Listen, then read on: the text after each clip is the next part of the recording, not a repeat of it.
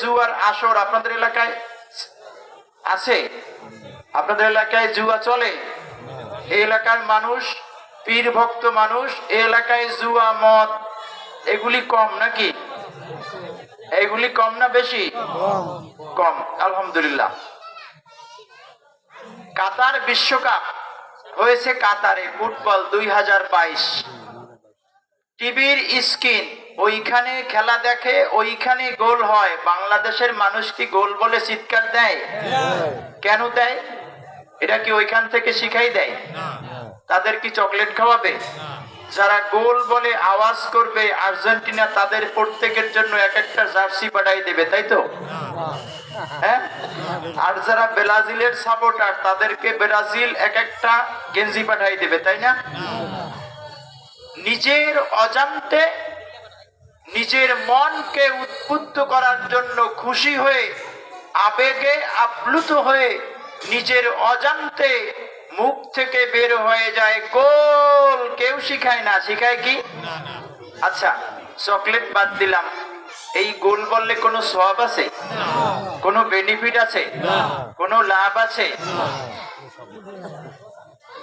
কিন্তু কেউ যদি আল্লাহকে রাজি খুশির জন্য সুখে এবং দুঃখে, দুঃসময় এবং সুসময় আল্লাহর সন্তুষ্টি কামনায় ভালো ভালো কথা শুনতে গিয়া যদি কেউ সুবহানাল্লাহ, আলহামদুলিল্লাহ, আল্লাহু আকবার এই শব্দগুলি উচ্চারণ করে, আল্লাহর নবী বলেছেন আকাশ আর জমিনের মধ্যবর্তী সমস্ত জায়গাগুলি আল্লাহ তার জন্য সওয়াব দিয়া ভরে দেয়। যেখানে বেনিফিট আছে সেখানে আপনাদের শিখাই দেওয়ার দরকার আছে, আর যেখানে বেনিফিট নাই ওখানে শিখানোর দরকার নাই। বিনা শিখানোতে আমরা গোল বলে, ছক্কা বলে আওয়াজ করি, এলাকায় একাকার করে ফেলি। কিন্তু ছোট্ট ছোট্ট শব্দ আল্লাহ রাসূল শিখিয়েছেন। আপনি হাঁটবেন, সুবহানাল্লাহ বলবেন, আপনি উপরে উঠবেন, আল্লাহু আকবার বলবেন। এই কথাগুলি বললে আকাশ আর জমিনের যত ফাঁকা জায়গা আছে সমস্ত ফাঁকা জায়গাগুলির সমপরিমাণ সওয়াব আল্লাহ আপনার আমার আমলনামায় দিয়ে দেবেন। সম্মানিত হাজিরে, তো বলতেছিলাম কি, যে আল্লাহ তাআলা বলছেন ইন্নাল্লাযীনা আমানু, যারা ঈমান আনে, এনেছে, আনবে। বুঝতে পেরেছেন? যারা এনেছে, এখনো আনতেছে, ভবিষ্যতে যারা আনবে, ওয়া আমিলুস সলিহাত, যারা ভালো ভালো কাজগুলি করবে, কানাত লাহুম জান্নাতুল ফিরদাউসি নুজুলা, তাদের জন্য আল্লাহ তাআলা জান্নাতুল ফিরদাউসের ওয়াদা করেছেন। সুবহানাল্লাহ। কাজ কয়টা ভাই? কয়টা কাজ ভুলে গেছেন? একটা হলো ঈমান, একটা কি? আর একটা হলো ভালো কাজ। তাতে কয়টা হয়? একটা ঈমান আর একটা আমলে সালেহ। বুঝতে পেরেছেন? কাজ হবে কয়টা? এটা কি অনেক কঠিন না? এখন ঈমানটা তো আপনারা বোঝেন নাকি ভাই? না বোঝেন না? তো আমাদের যে কায়দা ঈমান আছে, তবে এই কায়দার ঈমান নয়। ঈমান হতে হবে খাব্বাবের মতো, ঈমান হতে হবে খুবাইরের মতো, ঈমান হতে হবে তালহার মতো, ঈমান হতে হবে জুবাইরের মতো। সুহাইব ইবনে রুমি একজন সাহাবী। শুধু ঈমানের একটু দৃষ্টান্ত দিয়েই আমরা ফিরে যাব আমলে সালেহের দিকে। আমলে সালেহ গেলেই আমাদের সময়টা শেষ হয়ে যাবে। আপনাদেরকে সালাম বলে বিদায় নেব ইনশাআল্লাহ। সুহাইব ইবনে রুমি বিশ্বনবীর একজন সাহাবী।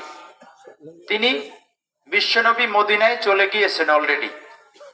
এখন বিশ্বনবী মদিনায় চলে গেছেন, এখন তার মক্কায় যারা সাহাবী আছে তাদের কি আর মক্কায় ভালো লাগবে? জোরে বলেন না। পীর সাহেব যারা আছেন, তালগাছিয়া বলেন, সারসিনা বলেন, চরমোনাই বলেন, পীর সাহেবরা যেখানে আসেন, মুরিদরা যদি সারা রাত বসে থাকতে বলে, বসে থাকবে না? পীর সাহেব যদি উঠে হাঁটা দেয়, কাউকে কি উঠতে বলা লাগবে? আর বসে থাকতেও ভালো লাগবে না, ঠিক না ভাই? প্রধান মেহমান তিনি যদি স্টেজ থেকে নেমে যান, মানুষেরা বুঝতে পারে যে আজকের প্রোগ্রাম শেষ। সভাপতির ভাষণ পর্যন্ত মানুষেরা যায় না, যায় কি ভাই? মানুষেরা বুঝতে পারে সমাপ্তি হয়েছে। সর্বকালে সর্বযুগের সর্বশ্রেষ্ঠ প্রধান মেহমান বিশ্ব নন্দিত কে? জনাবে মোহাম্মদ রাসূলুল্লাহ সাল্লাল্লাহু। তিনি মক্কা থেকে ইসলাম বিরোধীদের অত্যাচারে নির্যাতনে নিষ্পেষিত হয়ে নিপীড়িত হয়ে মক্কা থেকে কোথায় গেলেন? মদিনায়। সবাই মুখস্থ এটা নাকি? মক্কা নগরীতে 13 বছর তিনি শুধু দাওয়াত দিয়েছেন। কিসের দাওয়াত? এক আল্লাহর দাওয়াত। খেয়াল করতে হবে, কিসের দাওয়াত দিয়েছেন? এক আল্লাহর দাওয়াত দিয়েছেন। দাওয়াত দিতে গিয়ে মার খেয়েছেন, কিন্তু আল্লাহর আদেশ হয় নাই, মার দিতেও পারে নাই। কারণ মার দিতে হলে আদেশ লাগবে কার? দেখেন 13টা বছর বিশ্ব নবী সহ সমস্ত সাহাবারা এক আল্লাহর ইবাদত বন্দেগীর জন্য মানুষদেরকে আহ্বান জানিয়েছেন। এখন এই আহ্বান জানাতে গিয়া মানুষেরা মার খেয়েছেন, লাঞ্ছিত হয়েছেন, অপমানিত হয়েছেন, বস্ত্র খুলে নিয়ে গেছে, পোশাক খুলে নিয়ে গেছে, মার খেয়েছেন, মার দিতে পারেন নাই। কারণ কি? জোরে বলেন। আদেশ হয় নাই। আচ্ছা, আপনারা অন্যভাবে নেবেন না, কিন্তু আমাদের মাস থেকে 2008 সাল থেকে এখন পর্যন্ত কত বছর গিয়েছে? 16 বা 17 ধরলাম। 16 বছর 17 বছরে অনেক মানুষেরা মার খাইছে না খায় নাই? আপনার এলাকায় তো আওয়াজ বেশি, তার মানে এলাকার মানুষ বেশি খাইছে নাকি? আচ্ছা, যারা মার খাইছে তাদের হাত ছিল না? তাদের দল ছিল না? তাদের লোকবল ছিল না? তারা কি মার দিতে পেরেছে? কেন পারে নাই? পরিবেশ তাদের পক্ষে ছিল না। পরিবেশ তাদের সত্য না মিথ্যা? নবী করিম সাল্লাল্লাহু আলাইহি ওয়াসাল্লাম 13টি বছর কিসের দাওয়াত দিয়েছেন? এক আল্লাহর দাওয়াত দিয়েছেন।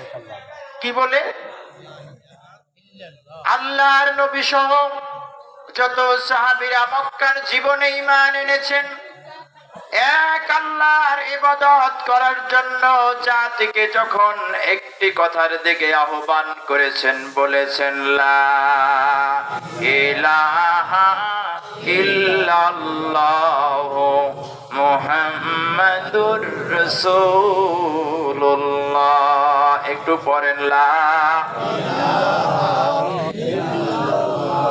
আরো জোরে লা ইলাহা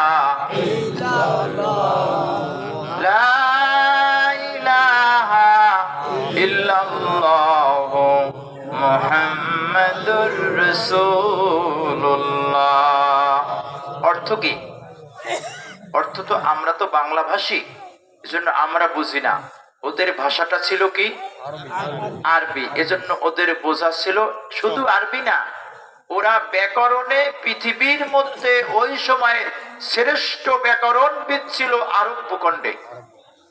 এজন্য একটা হরফ বললে ওরা এই হরফের পরে কি হবে ওরা বুঝতে পারত। বিশ্বনবী যখন এবং তার সাহাবীরা যখন দাওয়াত দিতে শুরু করলেন, কোন ইবাদত চলবে না একমাত্র আল্লাহর ইবাদত ব্যতীত, কারো গোলামি চলবে না এক আল্লাহর গোলামি ব্যতীত, কারো আইন চলতে পারে না আল্লাহর আইন ব্যতীত, কোন আইন তৈরি হতে পারে না আল্লাহর আইন ব্যতীত। বুঝতেছেন আপনারা কথা? এই কথা যদি যারা দাওয়াত দিয়েছেন তারা তো দিয়েছেন, কিন্তু যারা শুনেছেন তাদের বুঝতে আর বাকি আছে? তারা কি বুঝেছে? যে আমরা যে আইন তৈরি করে দেশ পরিচালনা করেছি, এই আইনের বিরুদ্ধে দাওয়াত দিচ্ছে। সুতরাং এই কথাগুলি স্টপ করার জন্য সমস্ত আরব ভূখণ্ডগুলি ঐক্যবদ্ধ হয়েছে তাদেরকে হত্যা করার জন্য, তাদেরকে দেশ থেকে বিতাড়ন করার জন্য, 13টি বছর এভাবে অত্যাচার নির্যাতন নিষ্পেষিত হয়ে 13 বছর পরে পাল্টা অ্যাকশনের আদেশ পান নাই। আদেশ পেয়েছেন মক্কা থেকে মদিনায় হিজরত করার। মাইট দেওয়ার আদেশ আদেশ পাইছেন কি?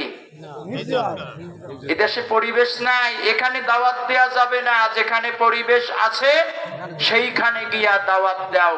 তারপরেও দিনের দাওয়াত বন্ধ করার কোনো সুযোগ জোরে বলেন বানাই বলছি যে হুজুর পরিবেশ খারাপ আবার দাওয়াত টাওয়াত দিয়েন না। আমি দাওয়াত দিতে আসি নাই, দাওয়াত তো আমাকে আপনারা দিচ্ছেন। আরো এই কথা যদি সত্য নয়, যারা বলেছেন তাদের কথাটা সত্য নয়, সত্য নয়, সত্য নয়। দুর্দিন হোক সুদিন হোক, বিশ্বনবী হলেন আমাদের মডেল। বিশ্বনবী কি? জোরে বলেন। বিশ্বনবীর আদর্শ আমাদের জন্য মডেল না? বিশ্বনবীর যা কিছু আছে সব আমাদের জন্য অনুপ্রেরণা। মক্কায় পরিবেশ নাই, আল্লাহ তাআলা বলেছিলেন কিছুদিন চুপ থাকো, এটা কি বলেছিলেন? তো দুই ভাগে ভাগ হয়ে গেলাম, আমি কোন দিকে যাব? বলেছেন দাওয়াত চলবে, প্রয়োজনে যেখানে পরিবেশ আছে সেখানে যাও। আল্লাহু আকবার, জোরে বলেন আল্লাহু আকবার। আমি একটা দলিল দিয়ে যাই।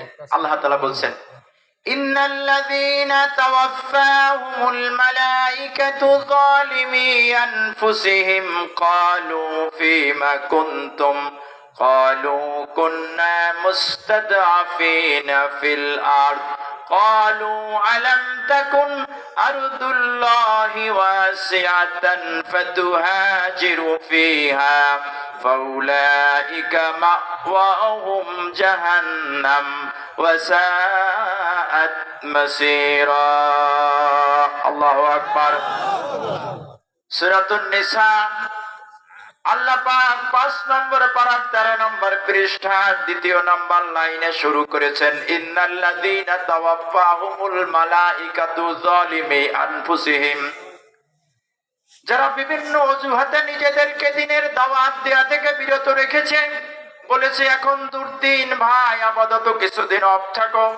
তাওয়াফাহুমুল মালায়েকাতু যালিমি আনফুসিহিম, এই কথা বলে যারা নিজেদের উপর জুলুম চাপিয়ে দিয়েছে, তাদের কাছে যখন মালাকুল মাউতের ফেরেশতারা এসে যাবে, মৃত্যুর ফেরেশতা যখন তাদের কাছে আসবে আর জিজ্ঞেস করবে ক্বালু ফীমা কুনতুম, তোমরা দুনিয়ার জীবনে কোন অবস্থায় ছিলে?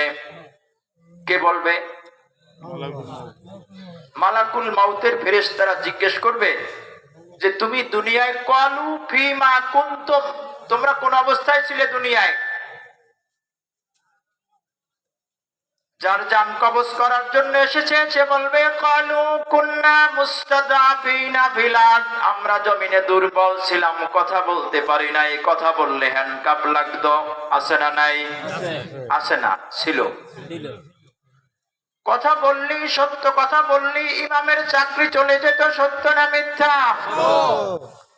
কথা বললে মাদ্রাসার চাকরি চলে যেত, কথা বললে পুলিশ এসে ধরে নিয়ে যেত, অন্যায় ভাবে তাকে আসামি করা হতো।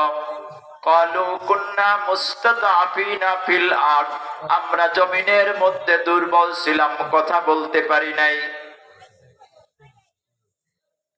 ফেরেশতারা বলবে ক্বালু আলাম তাকুন আরদুল্লাহি ওয়াসিআতান, আল্লাহর জমিনটা কি প্রশস্ত ছিল না? কে বলবে? ফেরেশতারা। কে বলবে? ক্বালু আলাম তাকুন আরদুল্লাহি ওয়াসিআতান, আল্লাহর জমিনটা কি প্রশস্ত ছিল না? ফাতুহাজিরু ফিহা, যে তোমরা অন্যত্র হিজরত করতে পারো না। বুঝতে পেরেছেন ভাই? সুতরাং এই সুযোগ নেই যে আপনি আমি এই কথা বলেই পার পেয়ে যাব। দুঃসময় ছিল, কথা বলার জায়গা ছিল না, কোরআন আমাদেরকে হাতে কলমে ধরিয়ে দিচ্ছে। সুতরাং ফেরেশতারা বলবে ফাউলাইকা মাওয়াহুম জাহান্নাম, জাহান্নাম বুঝেন তো? এই মানুষগুলোর জন্য হবে জাহান্নাম। সম্মানিত হাজিরিন, তো বলতেছিলাম কোনখান থেকে এসেছি? নবী করিম সাল্লাল্লাহু আলাইহি ওয়াসাল্লাম